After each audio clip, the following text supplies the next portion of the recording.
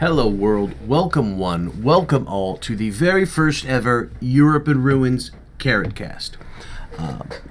Today we are going to be looking at one of the finest, one of the closest, one of the most intense games of Europe in Ruins I have ever played. Now I've got a couple of different replays that I want to play back and show, but for this first one, and this is the first one that I'm doing, I'll also be given a brief overview of Europe in Ruins, what the heck it even is, and what it does differently, what it does better, in my opinion.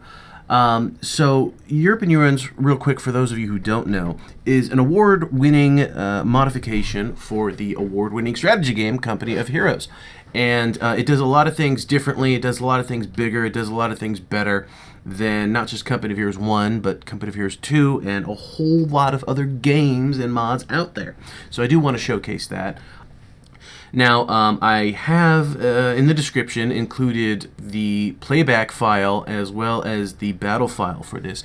So if you want to actually follow along by watching the replay yourself, you can do that. Just make sure the battle file and the playback file are in the correct locations. And I've got a quick video just going over exactly how to download and watch replays, as well as how to save replays of your own if you have a game that you'd like to show off.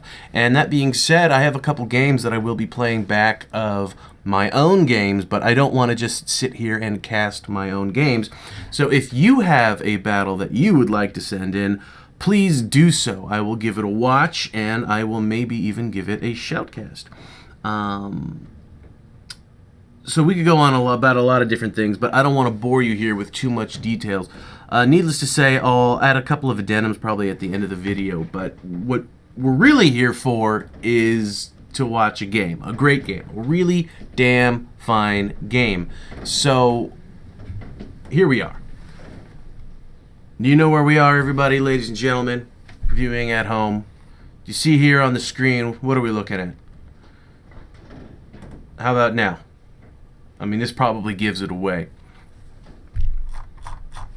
But yeah, ladies and gentlemen, we have a wonderful 3 versus 3 game on Monte Cassino by the our very own Skaffa, who's actually in this game under the name COVID-19, Co being C-O-H, for Company of Heroes. Isn't he cute? Isn't he clever, everybody? So we actually have the creator of this map playing on this map, and it's a wonderful game for you. So what we've got here is we've got a 3 versus 3. We've got an Axis attack scenario. I am on the Axis, as you can see. Oh no, this is a 4v4. Yeah, Monte Cassino is one of those maps that can either be a 3v3 or a 4v4, and this is indeed an 8-player game. So on the Axis side, you have myself. You have Shabtajus, you have Yo-Yi101, and you have COVID-19. And on the Allies side, the defenders currently, we have RustyNails, jadeclone, Colonel Commissar, and Tovarish tanker. Big shout out to all these guys. This was an absolutely fantastic game. And here we go. If you're following along at home, on the replay at home, I'm currently at the 5-second mark. And we will be launching in 3, 2, 1, go. Okay. So here we have the start of the game. You can clearly see the Axis are quickly figuring out that it is indeed an Axis attack game. Meanwhile, the Allies are sparing absolutely no time in terms of deploying their units and capturing the field. So let's take a look at things from the Allied perspective, because why not? So over here we've got Tovarish tanker as the Brits. He's coming out on the field, strong and proud. Lots of infantry backed up with an AT gun. Very smart move. We've got Colonel Commissar here doing his usual thing, starting with a Calliope. That is an M4 Sherman tank with 90 rockets, I believe, on top of it for indirect fire support. Very brutal. jadeclone doing... What is jadeclone doing? Oh, I see. He's got this M8 here, 2 riflemen and a jeep. So this is a very, by the numbers, infantry start, I would say. But that M8 does give him a little bit of mobility and variety. And over here we've got RustyNails with an MG, an AT gun, a rifle squad, and an M8 armored car. They're setting up, but I'm not seeing a lot of defenses out of these guys. If I were them, I would... Oh, here we go. Yeah, Jade knows what he's doing, putting down some barbed wire here. We're not even on the field yet, and already the allies are going to be making our lives kind of a hell in terms of having to get in through here, how to take this place and whatnot. So let's touch on Company of Heroes real quick in case you don't know. This is your first exposure to it. Hope you enjoy. So Europe in Ruins is, of course, a mod for Company of Heroes. And there's a lot of things to it that separate it. One of the big ones is you don't have a base. You don't have a headquarters. You don't build a fucking tank factory and that nonsense. You build your companies beforehand and you call them onto the map. So everyone has the same amount of resources, but of course not everyone's going to build the same company. So you've got a lot of uniqueness, a lot of variety to the kind of companies you can make. And yeah, I mean, you can see right here the wide variety of units we've got on the field. The Brits have their infantry, their unique upgrades, their unique abilities, including 6-pounder that cloaks, except the Axis have just activated an ability that lets them see cloaked units. So that's going to reveal that 6-pounder there. Colonel Commissar's company, for example, has a lot of personality and an armored company in that he really loves his Calliopes. So when you're playing against Colonel Commissar, you know he's going to have some Calliopes, and you've got to prepare accordingly. And that's something that we were kind of aware of coming into this. We didn't know how we were going to deal with them because, oh my god, that is a nightmare to deal with. As you can see with these 4 pips of veterancy it's got on it, it's racked up quite a few kills in its career.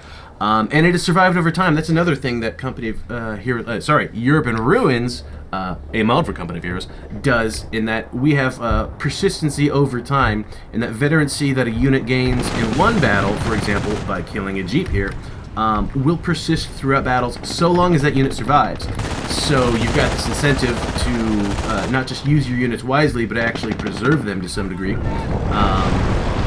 and not lose them in a rocket run.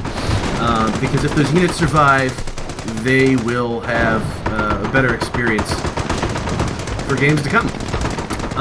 So this game started off, this is actually me right here, starting with the Volksgrenadiers, and this game did not start off well for me. I was miserable from the very beginning, because you've got this M8 armored car who's harassing me, my pack is not able to get close enough, he's got this MG that's screwing me up, and of course, Colonel Commissar, with his Calliopes that I mentioned, decided to use them on me at the very beginning of the game, because of course he did. And my poor damn mortar can't even catch a break.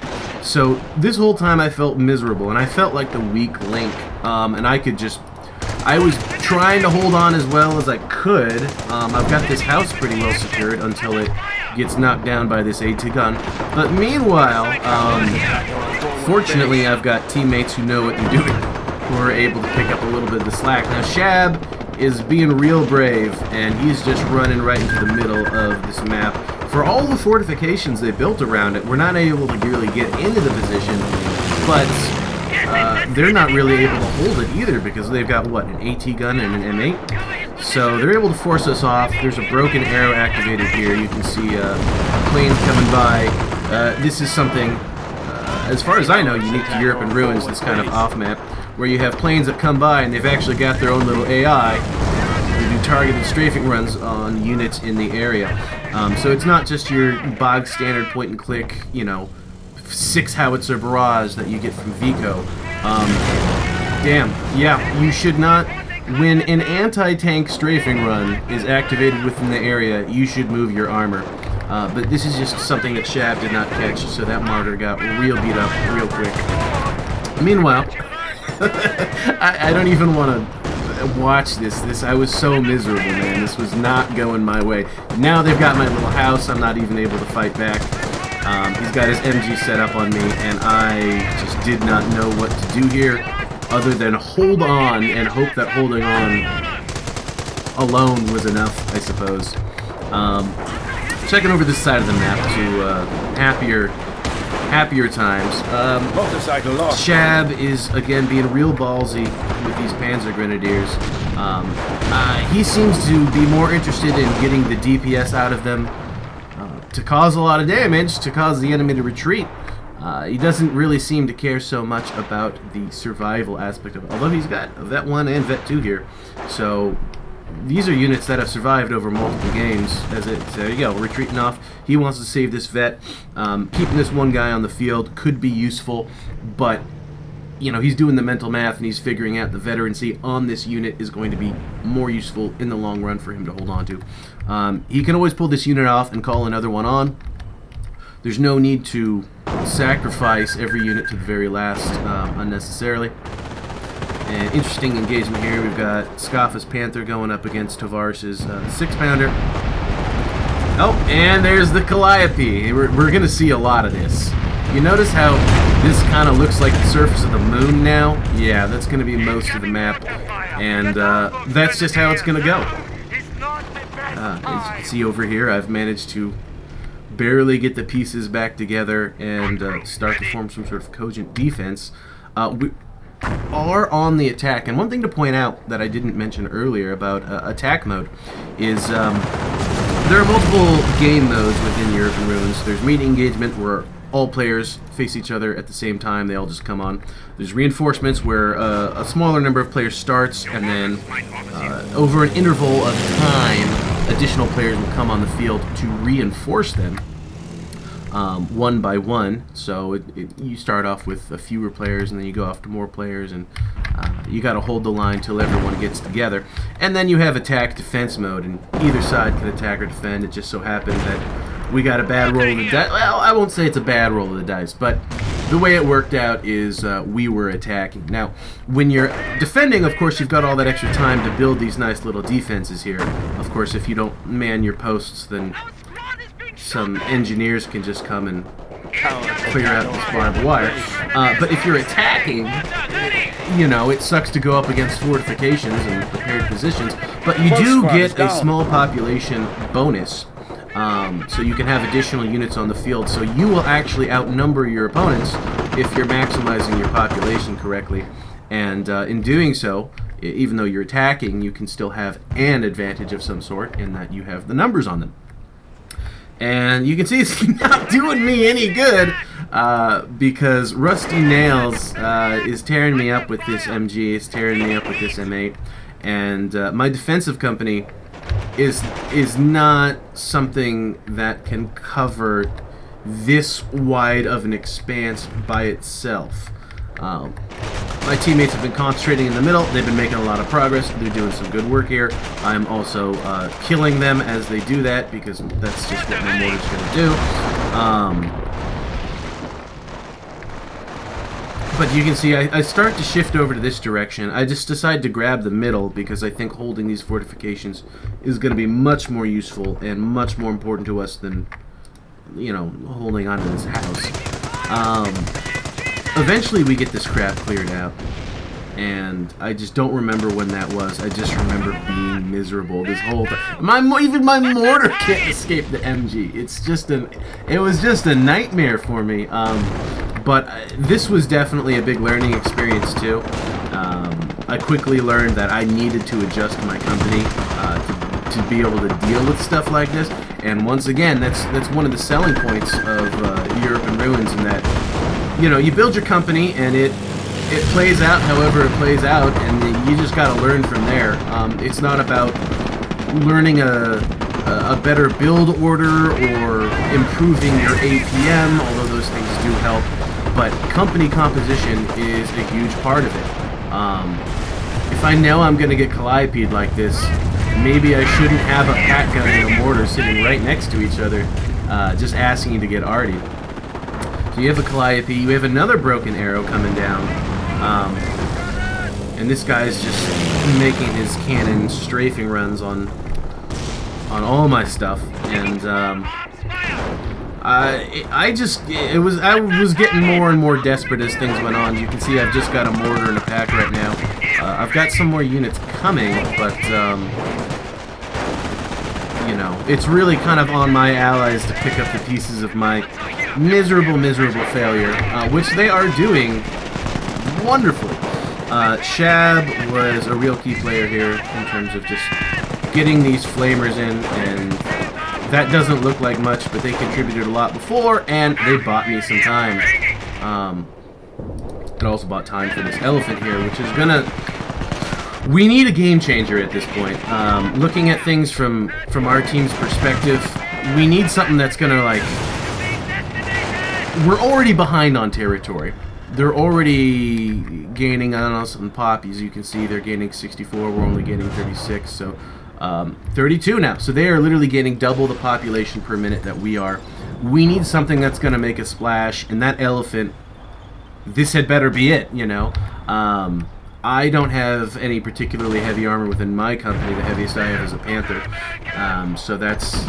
I can't pull on a big game changer. I don't have a tiger or a king tiger. I don't even have crazy artillery. So it's a good thing that Shab here has this elephant. As you can see, he's got a fair amount of veterancy on it. A big unit like this, a tough unit like this, is not one you would expect to die easily. And as you can tell from this veterancy that Shab is here, this unit has survived for quite a while and has done quite a bit within its lifetime. So you can expect great things from this thing to come. But for now, I am once again flailing around spectacularly. This house is just... Oh, and here comes the artillery, so... Oh no, I forgot to uncloak them, and there they go! So, ladies and gentlemen, that was me.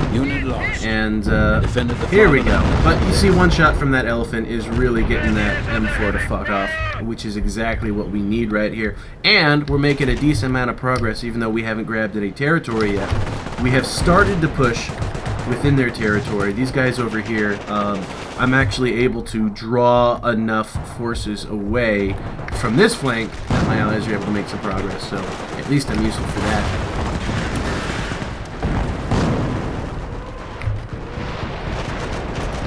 Stuka firing, counter-battering on the mortar, Calliope going right in the middle of our offensive, holding us off for quite a bit. But we have a little bit of Vokes from Yoi coming up here, and they're Vokes Grenadiers, so who cares if they get lit on fire and shot full of holes. And that's the glory of Vokes Grenadiers. This is the kind of life you can look forward to on the Western Front. Oh, but they do get their Panzerfaust off, so they've accomplished their mission. Another artillery strike coming in here. I don't even know whose this is. It's just a sheer amount of... This looks like an artillery strike or maybe a foo. This looks like a desperation foo, just trying to get us to hold off on our attack, and it worked. Bought them a little bit of time. They get to pull off. They get to regroup. They get to come back. And I get to die miserably. Interestingly, the center here, nothing's really going on, which I don't understand. They build all these fortifications and then they didn't defend it. And if you just defend the center here, you can branch off and go uncover all these flanks and do all these wonderful things. But if you just let it sit empty, I mean, I guess they don't really need any forces to keep it open now, but you know, we could just walk right on in here, and I think it's not going to serve them very well to be sitting way back here when they could be taking this green cover, they could be taking this green cover, they could be rebuilding this barbed wire. They could really threaten our flanks here, and then we couldn't push in like this. Meanwhile, you can see, like, I feel like I've dropped the ball so spectacularly. Look at what they've done here. They're just clowning on me on this side. Although we are starting to look at 2 players, 3 players coming in here, battering me like a very unloved stepchild. But that just buys time for this elephant to do its thing, which it... 2 artillery strikes coming in, another broken arrow. Let's see if the AI targets my P4 or if it goes for the elephant. I'd honestly rather sacrifice this P4 than take any damage on the elephant. And, okay, well, good thing the elephant has some very thick armor and a lot of hit points. these side shots and rear hits, yeah, these rear hits are going to do it. And this Calliope is very threatening to anything that it comes across, even heavy armor. Broken Arrow is still just loosing hell on all of this here. Looks like it's just ended, thank God. I think we saw, I don't know how many broken arrows this match. It was probably like 4, but it was potentially up to 6. And this is not a broken arrow, this is a strafing one. Oh, that's so badass. I don't even know if that was ours or not, but it was cool. So here we have the fight's finally kind of coming toward the center here. And once you have this position locked, an AT gun pointing out from these hedges is really going to threaten this entire area here, and it can easily be pivoted to cover this entire field. So let's see exactly what Rusty does with it. Yeah, my poor Poomer. My poor infantry. Let's check things from... Let's just pick a random allied player. It doesn't really matter which one. Let's just see some things over here. Again, these Rangers. But eventually I just stopped putting up a fight over here. And if there's nothing for them to kill, then they can't kill anything. And by that genius logic, if they're not able to kill anything, then I can't lose.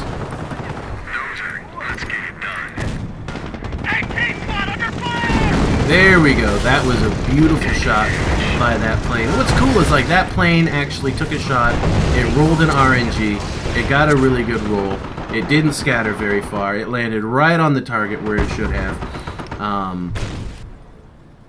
And that was, I would say, a good effect on target, more or less. Very satisfying. And the great thing about that, what I should say is cool, is that anti-aircraft works, whether it's a quad half-track or an Ostwind, or even 50 cals have been modified to be able to shoot at planes, just like they really could, which is awesome. So every once in a while you'll have a plane go down or something, take a shot the wrong way, and crash into a house or blow something up. Although that can sometimes lead to a kamikaze as well, right into the target. Let's see. We've got a little bit of a lull here. This elephant is going to be making these crazy shots because it's got some ridiculous range. So even if the rest of the map is at a standstill, this elephant is still going to be doing some work. But the rest of the map is not at a standstill anymore. We've got quite a lot of stuff coming in here. Unit down. Skaffa's backing me up, or trying to, but he's getting a little overwhelmed by some rangers, by some armor. I'm trying to back up the Skaffa, but what we really need is this elephant, which, guess what, here we go. With this elephant... casualties being reported.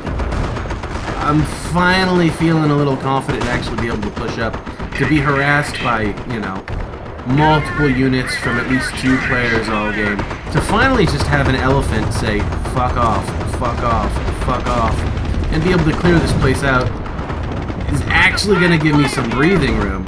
Now my Volksgrenadiers can do what they do best, which is, you know, get shot, so that's something more important than get shot.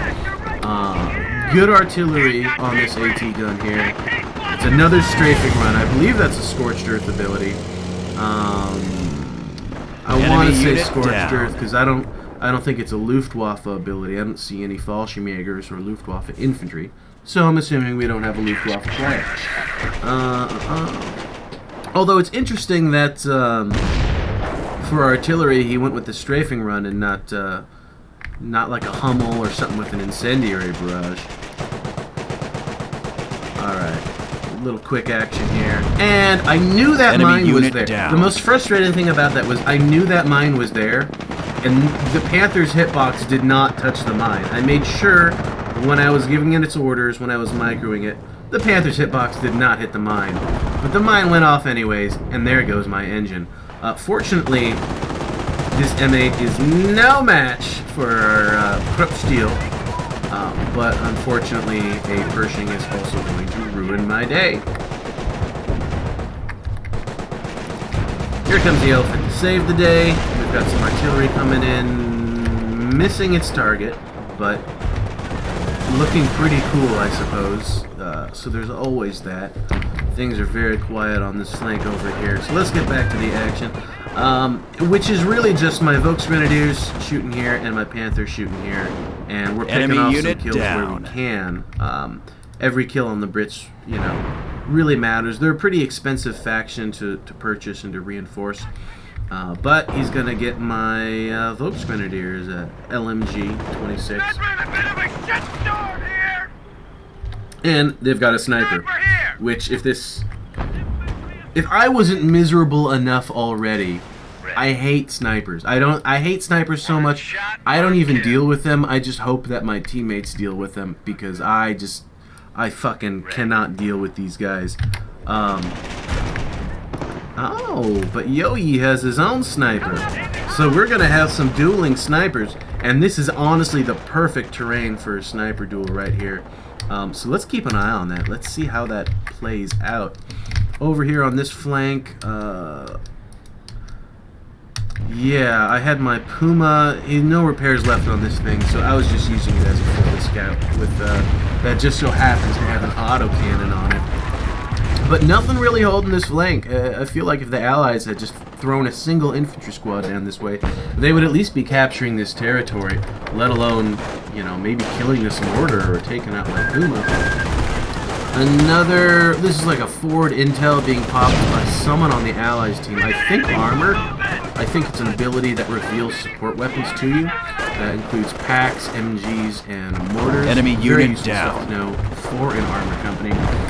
Huge infantry push is coming out of the center here. This is exactly what I feel like the center is for.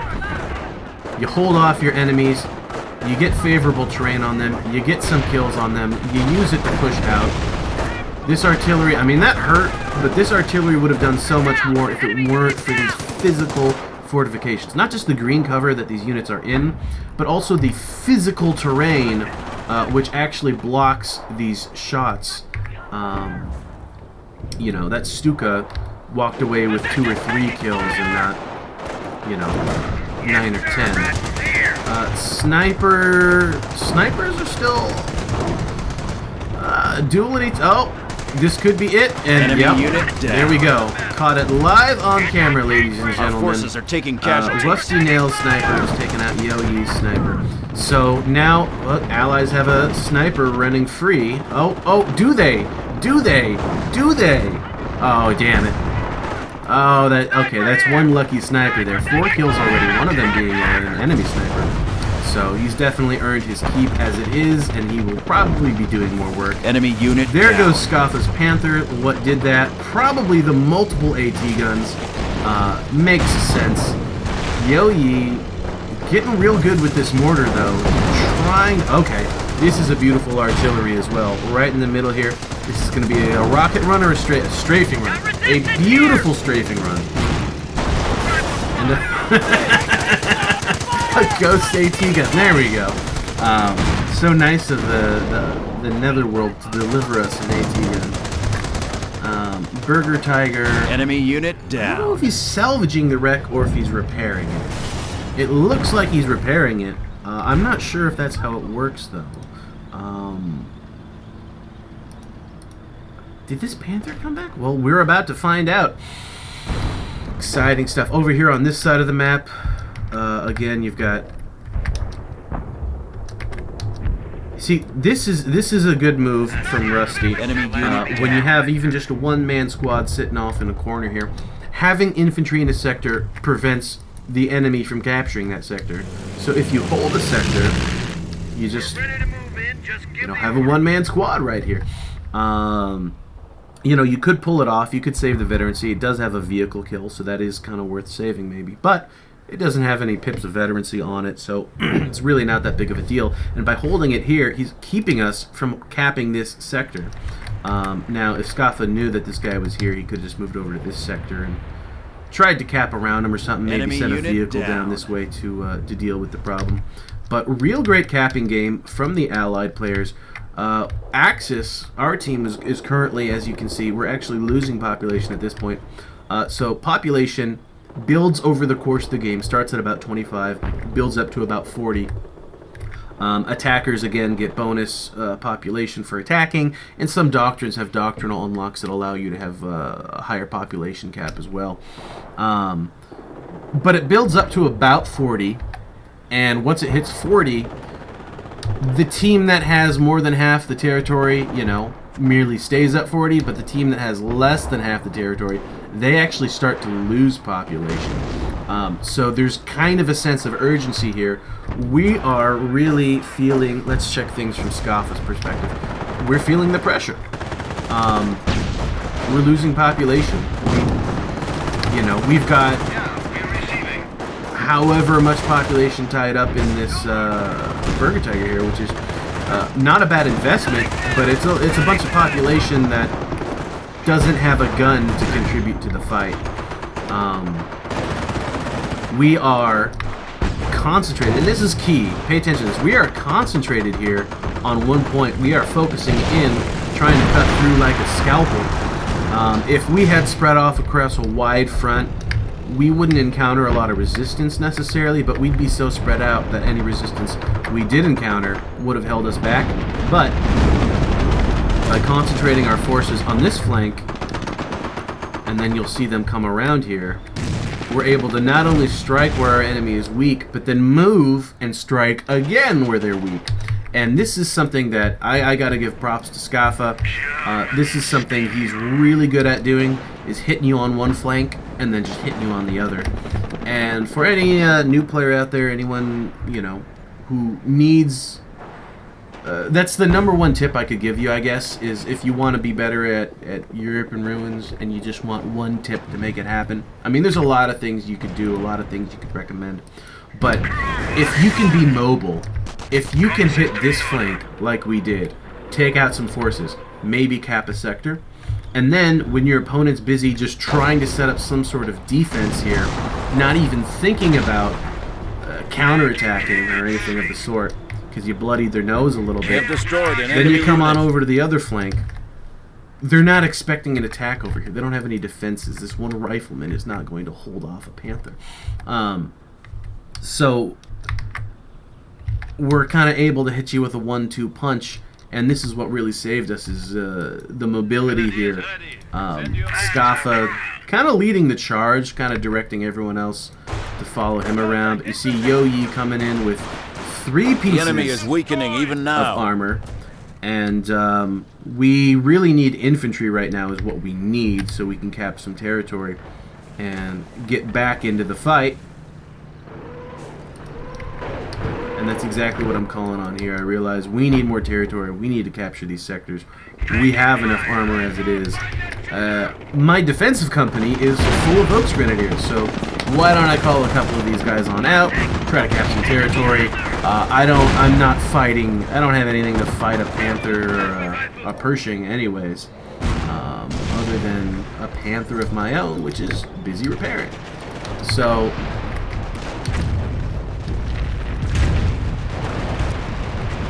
big infantry push coming out of Colonel Commissar here, but he doesn't have a single piece of AT to actually deal with this half-track. So these 30 caliber rounds are very barely chipping away at this infantry half-track, and a single bazooka... Oh, here we go. Okay.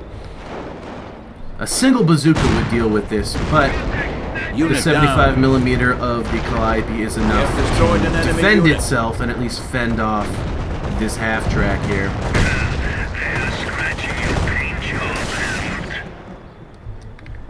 And this is where we're able to just concentrate enough armor, I feel like. And this is where it really comes together for us. The Allies have held all this territory all this time, and we are losing. You can see we went up to 40 pop, and we were attackers, so we had even more than 40. Now we're back down to 35. So every minute we're just getting more and more desperate. It is very much a race against the clock. We hold the territory we hold, but we can't really grab too much more. We've got a Pershing, we've got an M4, we've got a Calliope. And now we've got 2 Fireflies coming in on our flank. So you know, the Allies are coming from this way. We can't grab this territory back while they're holding it. So even if they don't win this battle, they can still win the war just by not letting us capture any territory. And eventually, if your population gets low enough, if you know, fail to capture territory for long enough, you know, you have to withdraw off the map. The game is over, you lose. And then you got to pull your troops off and make sure they get off the field successfully. Otherwise, not only did you lose the game, but you lost all your veterans. All your units still in the field got captured. So this is a real threat that we have to actually look out for. We've got an elephant we don't want to lose. We've got a panther we don't want to lose. We've got a yag panther we don't want to lose. We've got a command panther we don't want to lose. But we don't have all that much infantry to actually cap territory. We have eliminated the enemy once more. So you see Skaffa once again saving the day with the capping game, coming up the flank like he does. I just have a bunch of Volks Grenadiers that I am throwing at the enemy.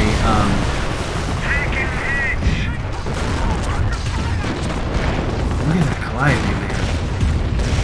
Oh no, just barely not able to hold on to this pack. I was a magnet for artillery this game, and you know what? It's a difficult burden to bear, but somebody's got to do it, right?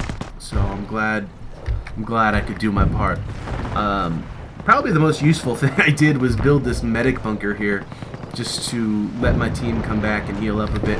Being able to save your infantry like this by healing them at a medic bunker, it's, I mean, if you think about all the hit points that you recover from a medical station, and you consider, if you convert that to resources, and you actually consider how many resources you are getting back every time you heal, it's kind of a no-brainer, especially for a defensive company like this. I have spec'd into 6-man Volks Grenadiers instead of the usual 5, which is real nice to have that extra man. You know, you get 20% more manpower in each squad, which is hugely useful.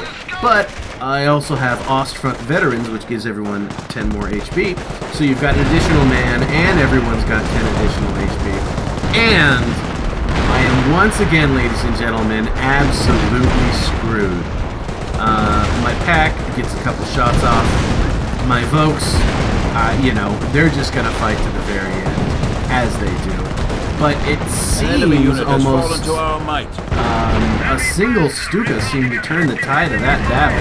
And you know Shab knows what the hell he's doing with this Stuka. 30 infantry kills, 1 vehicle, and those buildings are probably just barbed wire. But you know what? Let's throw them on the kill count too. This thing has 35 kills, hence its veterancy. And if you're looking for a target to kill, everybody, I would recommend trying to hunt down Shab's Hotchkiss Stukas, because nobody likes them except the Axis players who are playing with Shab, because he really knows how to use them. Jade's Pershing pulling back, not doing a lot of work. I don't know what repair he's used, he's on, if he's repaired yet at all, but only 2 infantry kills for about half his HP gone. No infantry kills for this Churchill Croc. Down about a quarter of its health. Damaged engine. Very unfortunate situation for these guys. It could have just been us getting some lucky shots off. It could have just been us doing the right thing. But for them to be taking this much damage and not really earning their keep in return, I mean, I've been throwing Volks Grenadiers all around just because Volks Grenadiers are a solution to many problems. And even with my piddly little Volks Grenadier, this thing has not been mopping them up. This thing has not been racking up the kills. I don't know what kind of doctrine unlocks Jade has for the Pershing. I think at this point in time, this game was maybe a week or 2 ago at this point. So he was pretty new to the game. I don't want to pick on the guy because he was literally learning how to play in this game. The enemy is weakening even now. But I don't know what doctrines he has selected or how he's utilizing the Pershing. There's a lot of different things you can do with it. You can go HVAP, get the high velocity armor piercing shells that absolutely tear up enemy armor. That turns them into tiger killers, absolutely. You got a couple other buffs that can do him, a couple speed buffs. It doesn't seem like he has the acceleration buffs because this thing is acting a little sluggish.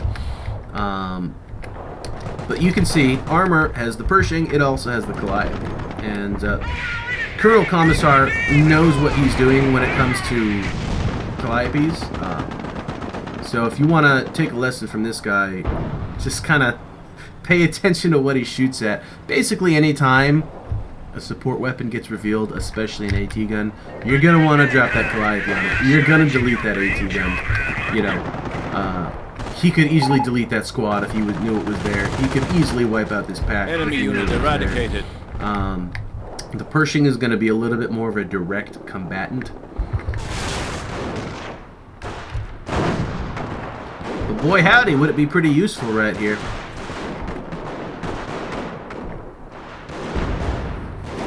At this point, this armor is mobile enough. You know, Yo-Yi's got this beautiful little trifecta. It's not so beautiful anymore because now he's got a damaged engine right in front of an AT gun. But this Ostwind, this Jagdpanzer IV, and okay, this Panzer IV-5 command tank that just ran over a mine and did not get a damaged engine. They kind of cover each other's weaknesses, so the three of them together, this is actually not a terrible idea. If you're dealing with armor, your Ostwind's not going to do anything, but the Panzer IV-5 and the Jagdpanzer sure as hell will. If you're coming across infantry, then this Jagdpanzer's not going to do you too good, but Panzer IV-5 and the Flak Panzer sure will. But if you drive them straight into 1, 2, 3, 4 enemy tanks, 2 Ranger squads, they will probably die just like that. The Jagdpanzer IV, however, we have eliminated the enemy once more. Is actually going to have a pretty good time against this Churchill. And yeah, if he's able to keep this thing around, he can just keep plugging away. This Pershing is going to... This is going to be a nightmare for this Pershing to deal with, because even though the Pershing will probably win this fight, will it be a reasonable trade for Jade to make? And I don't think so, because you're going to see him take a shot. No, he just barely avoids that Jagdpanzer IV. Good for him. You do not want to take a hit from that 75mm. However, Skaffa's Panther comes in, and, you know, the Panther's going to do just as much work. And could go down, as could the Churchill. The enemy's tanks do not stand a chance. Okay, the Churchill goes down to the the Elephant, of course. And we're doing real good on this territory here. We went from losing terribly to... You can see even now, we've been gaining some population back because we've captured a bit of the map. We're still only at 39 pop, though. You know, we were down so significantly that we are not even back at max cap yet. But I feel like the Allies are kind of wearing themselves thin. They've been a little sloppy with their play. They held all the territory at first. I think they were planning on winning on a cap, but... Is that going to happen at this point? We'll see. So, this I feel... Oh, hold on, Calliope. Yep, he knows the AT gun's there. And... Oh my god, he does not get it. So, that's the great thing about defensive is you can get a Ostfront Veterans bonus, which is going to be an additional 10 HP for each crew member. But you can also get... I think it's called Hammer of the No. Oh, what's the name of that doctor? Well, anyways, it gets some heroic armor. And so, that pack gun would not have survived that Calliope if it were not for their heroic armor. And I have medkits on them as well. I popped the medkits to try to survive there. Ultimately, I think this is what you need to do with the center. Throw enough bodies at it till you have it, and once you have it, actually hold it. Real scary pushover here from RustyNails. They're gonna get. They can just capture all of this, and if they're able to cut us off, which they very easily could, if you're able to cut off each sector from the spawn, even if you hold these sectors, if they're cut off, you don't get the bonus for them. So a simple flanking maneuver, taking out these sectors, could wipe us out very quickly, very easily.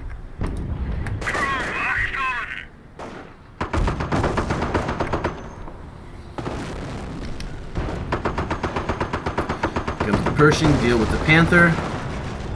That Sherman can act as bait. Don't block the Sherman with your Pershing. Oh, that's a 76 mil. No, that can almost go toe to toe with that Panther. Meanwhile, that Pershing needs to stop getting shot in the ass. Colonel Commissar coming in with his Chafee. This is a reward unit.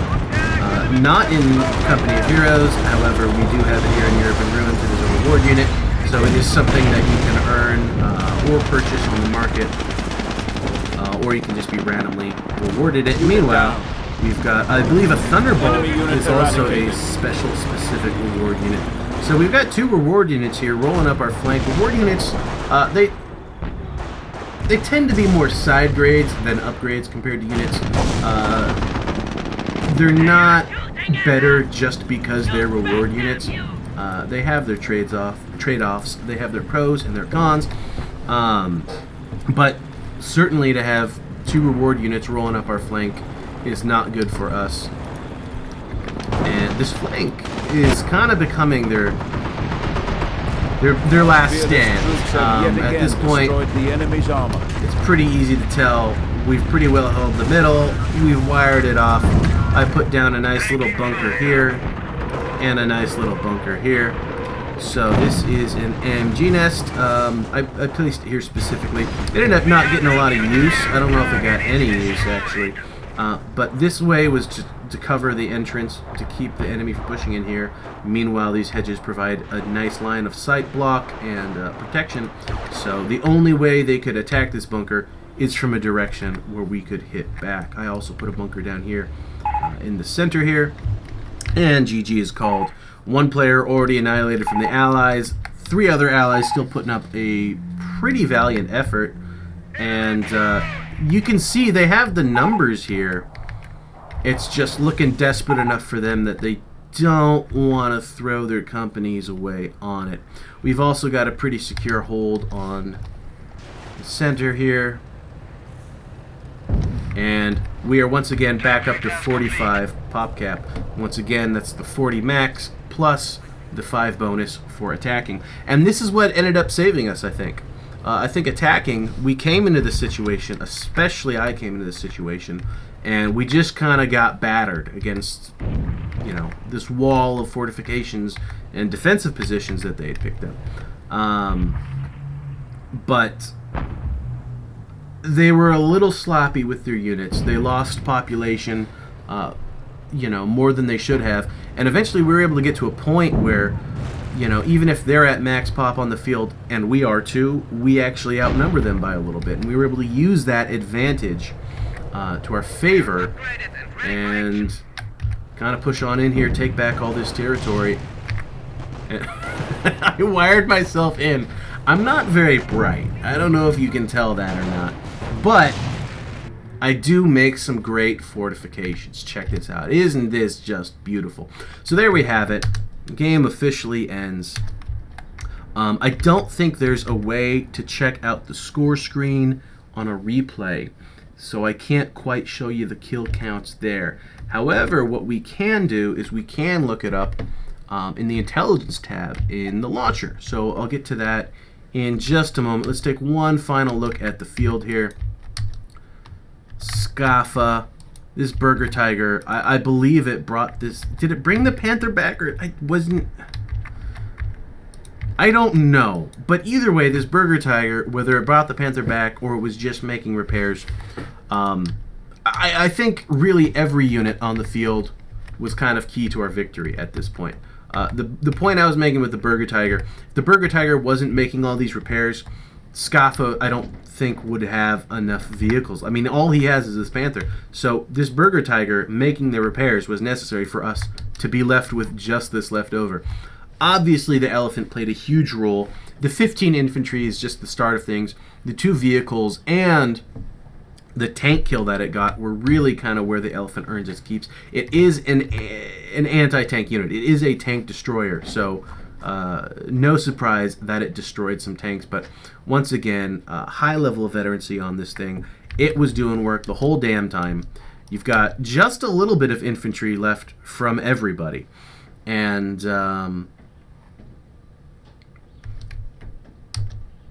let's see, what do we have over here? The Jagdpanzer, damage engine, but still alive. Again, 5 infantry is just the start of things. The 2 vehicle, the 1 tank. Let's not forget RIP, the Ostwind and the Panzer IV-5 that valiantly sacrificed themselves for no real reason.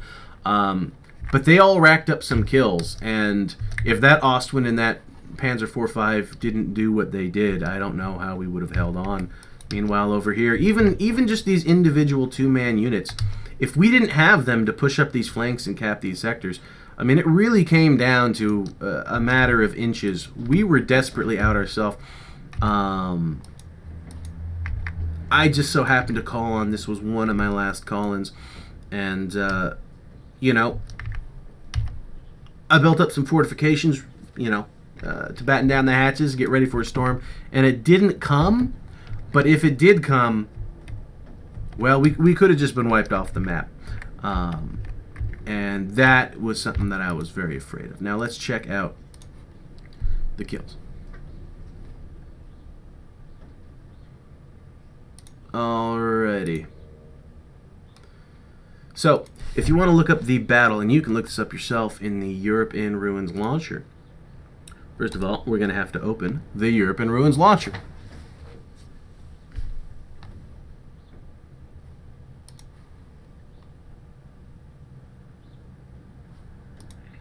Log on in here. And the battle that we are looking for, as you can see right here, is number 5291. So we're going to come on over here to the Intelligence tab. We're going to click that plus, replace that number with 5291, hit accept changes. It is going to pull up that battle. And here we have it, even though there are no score screens on replay playbacks, we do have this here. This is a unique feature to Europe in Ruins. Again, it is a mod about persistency, and so, I mean, you can see these battles happen, and they happen over time, and here they go.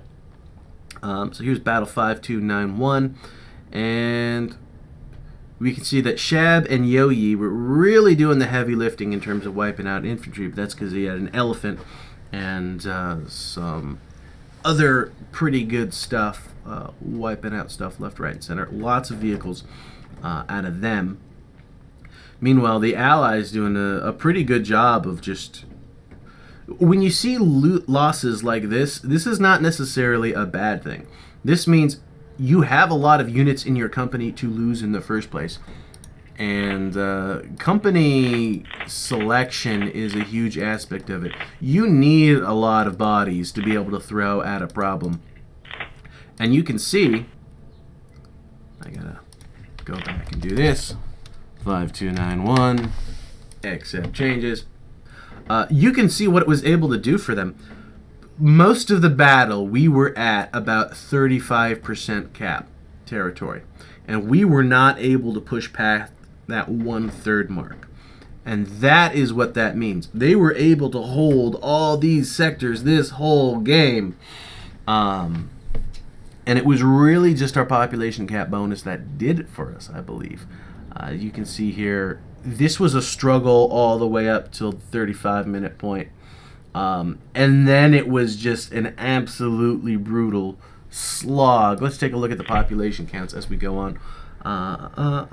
You can see where people just start getting wiped. This is where some real big battles started happening right towards the end there.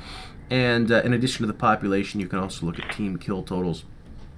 You can see the Axis got a firm advantage over the Allies in terms of infantry kills.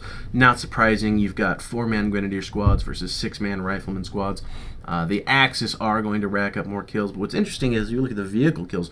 The Allies actually outdid us there pretty significantly, and that's including the Elephants and the Panthers and the everything else's. So good on the Allies for being able to wipe out our armor. They just had 1 or 2 pieces of armor left that they needed to take out, and that was really about all that was holding us together.